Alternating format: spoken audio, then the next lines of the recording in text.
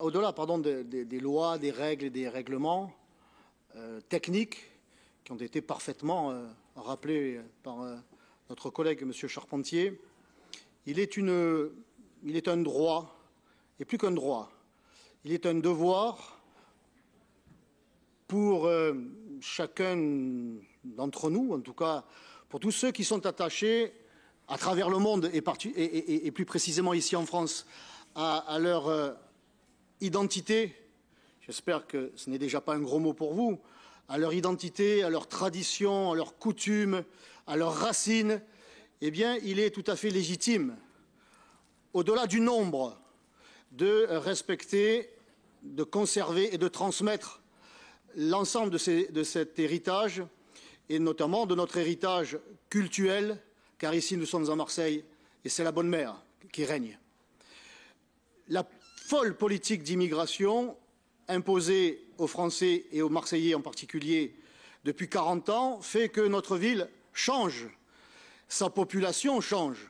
Il faut être aveugle pour ne pas le voir et être vraiment dans le déni pour le contester. Les populations qui se sont installées chez nous depuis 40 ans sont, pour une grande partie d'entre elles, de confession musulmane. Je n'interdis évidemment pas, je n'ai ni ce pouvoir et ni cette volonté d'interdire à qui que ce soit d'avoir la foi et de vouloir, j'allais dire, l'exprimer. Mais nous sommes à Marseille et au-delà des règles et des règlements, il y a un quotidien, il y a des paysages qui fait que nous sommes la ville aux 111 villages et aux 111 clochers. C'est notre héritage, c'est notre identité, c'est différent dans les autres pays du monde et je l'accepte bien volontiers. Qu'il y ait des centaines de mosquées dans les pays musulmans, grand bien leur fasse, c'est leur choix, c'est leur droit et il est historiquement légitime.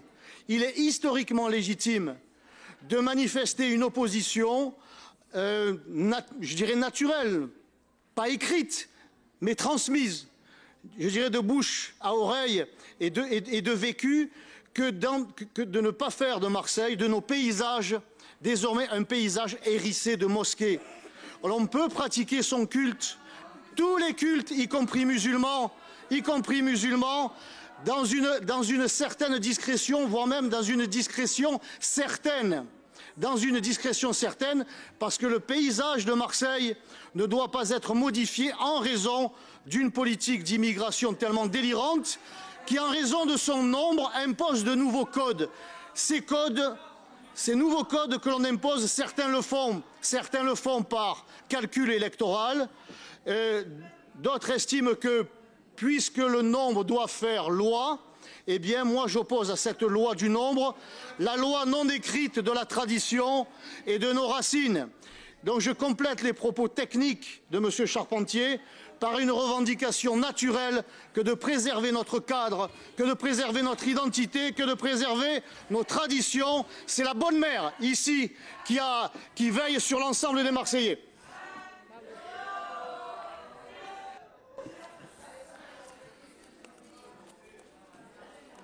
À l'envers. C'est plus dur. Mais, Monsieur Ravier,